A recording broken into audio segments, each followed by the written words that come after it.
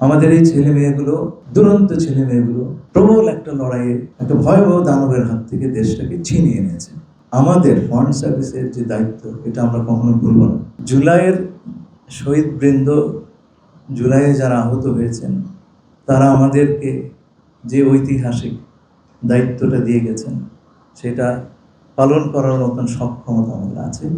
শুধু সক্ষমতা না, আমাদের স্পৃহা এবং ইচ্ছাটাও আছে।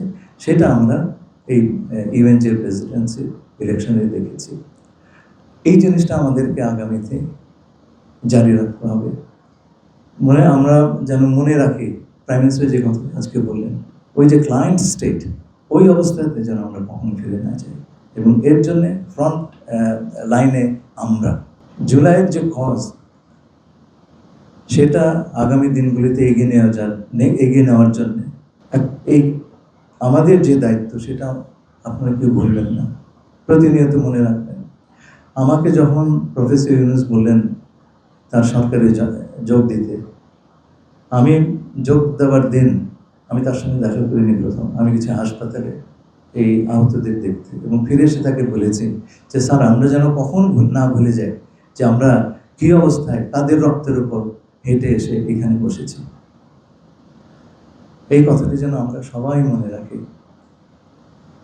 আমাদের এই ছেলে মেয়েগুলো, দুরন্ত ছেলে মেয়েগুলো প্রবল একটা লড়াইয়ে একটা ভয়াবহ দানবের হাত থেকে দেশটাকে ছিনিয়ে এনে আমাদের হাতে দিয়েছে।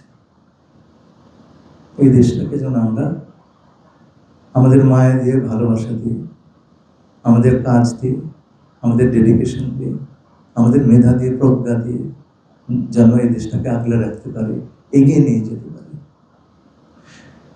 এই বিষয়ে আমাদের ফরেন সার্ভিসের যে দায়িত্ব, এটা আমরা কখনো ভুলব না। এবং আপনারা প্রতিটি মুহূর্তে এই কথাটি মনে রাখবেন, যেটা আমাদের হাতে একটা বড় ধরনের দায়িত্বভার এই শহীদরা দিয়ে গেছে।